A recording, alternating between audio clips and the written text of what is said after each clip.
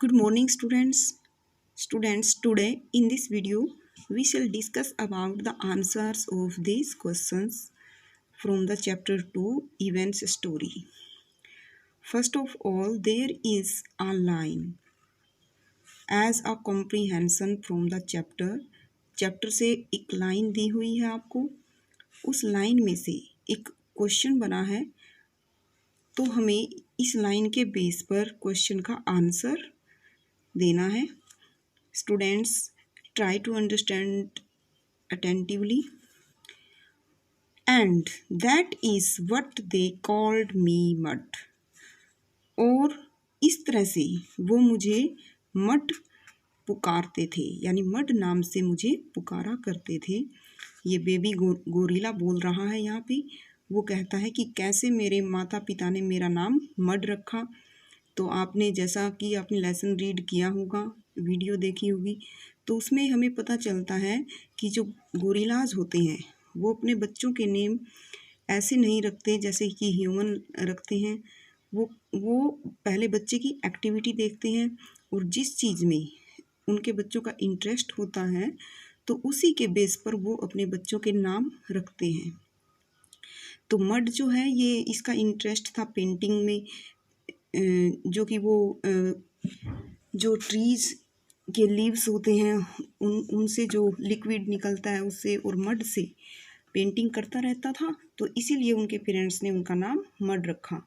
और उसकी सिस्टर का नाम टैग इसलिए रखा था क्योंकि वो टैग मीन्स होता है टू फॉलो, एक दूसरे के पीछे भागते रहना. तो इसीलिए सिस्टर का नाम टैग था और इनका नाम Mud. Why did Mud's parents decide to call him by that name. जो मड के पेरेंट्स थे वो उसे इस नाम से क्यों पुकारा करते थे. The baby gorilla Drew pictures on rock.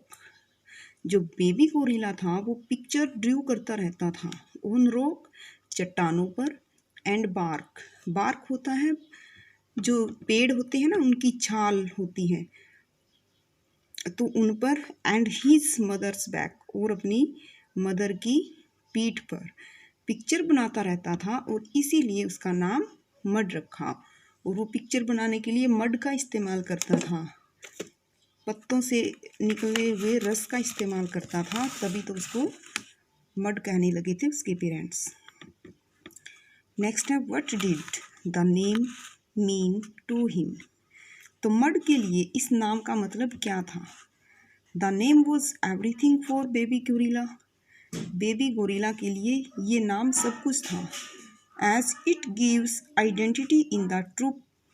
क्योंकि ये नाम ही उसको गिव हिम, ये हिम यहाँ पे लिखा है, give him identity in the group. क्योंकि जो ग्रुप होता था गोरिल्ला का, जो पूरा परिवार था, ट्रूप था, उसमें ये नाम ही उसकी पहचान था. इसीलिए मड के लिए ये जो नाम था उसके लिए सब कुछ था. Next question. And for the most part. ये कॉम्प्रिहेंशन की लाइन है स्टूडेंट्स, ये आप क्वेश्चन मत समझ लीजिए इसको.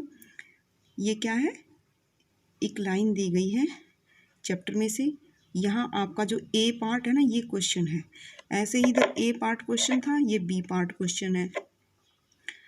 And for the most part we were happy to do what we were meant to do. और मोस्ट पार्ट का मतलब ज़्यादातर समय.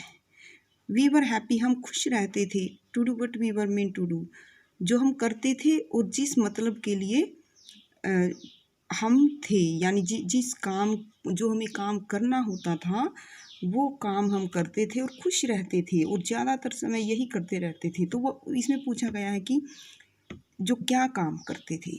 तो वो गोरिल्ला बताता है कि हम खेलते थे, सोते थे, खाना खाते थे, फ्रूट्स वगैरह खाते थे. तो यही हमारे जीवन का मतलब था और यही सब कुछ होता रहता था वहाँ जंगल में.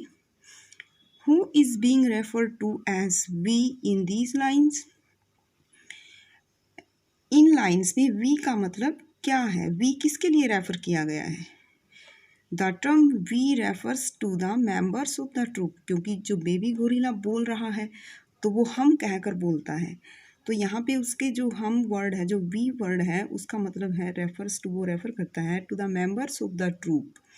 उसका जो गोरिल्लाज का जो फैमिली था ना, ट्रूप था, उसके मेंबर्स को एक्सेप्ट मड्स फादर, मड के पिताजी को छोड़कर बाकी सभी मेंबर्स क्या करते थे, खेलते थे।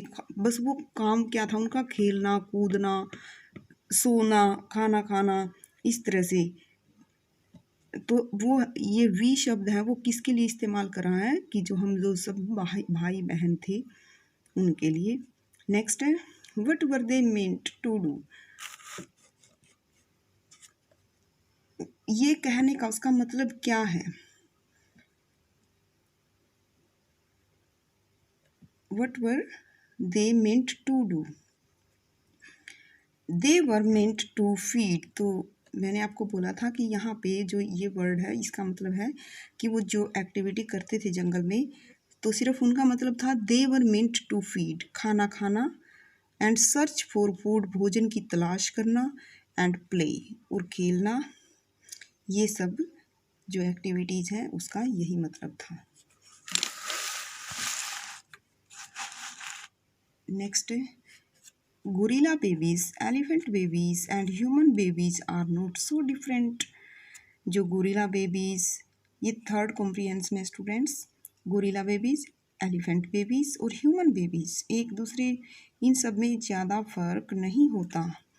वाई डज, क्वेश्चन है why does Mud say this, Mud ऐसा क्यों कहता है? Human, elephant and gorilla babies are similar. तो जैसा कि मड कहता है कि इन सब में कोई ज़्यादा फर्क नहीं होता, तो ह्यूमन, एलिफेंट और गोरिल्ला बेबीज आर सिमिलर, वो सब एक जैसे होते हैं। As they have large families, क्योंकि सबकी जो फैमिली काफ़ी बड़ी होती है, जैसे गोरिल्ला की होती है ऐसे ही ह्यूमन की भी फैमिली होती है, एलिफेंट की भी होती है। And take care of them, family होती है और जो वो अपने जो देखभाल करते हैं परिवार की। तो इस वे में जो इनके जो फैमिली है वो सिमिलर है।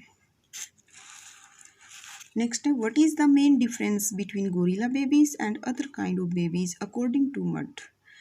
मड के अनुसार जो गोरिल्ला बेबीज और दूसरे जो परिवार हैं उनमें ज़्यादा डिफरेंस क्यों नहीं है? The difference is that the gorilla babies rides on his mother's back. अच्छा, इसमें पूछा गया कि मेन डिफरेंस क्या है गोरिल्ला बेबीज में और दूसरे टाइप के जो बेबीज हैं जैसे ह्यूमन बेबी, एलिफेंट बेबी, तो इनमें डिफरेंस क्या है? तो यहाँ पे डिफरेंस बताया गया, the difference is that the gorilla babies ride on his mother's back, कि जो गोरिल्ला बेबीज होते हैं वो अपनी मदर की पीठ पर राइड करते हैं, सवारी करते हैं। तो यही इनमें डिफरेंस है। स्टूडेंट्स, हम यहीं तक करेंगे ये वीडियो, इसमें जो क्वेश्चन आंसर है हम 3 पार्ट तक ही करेंगे। आप अपनी फेयर नोटबुक में अच्छे से राइट करने हैं ये आपको। Thank you students.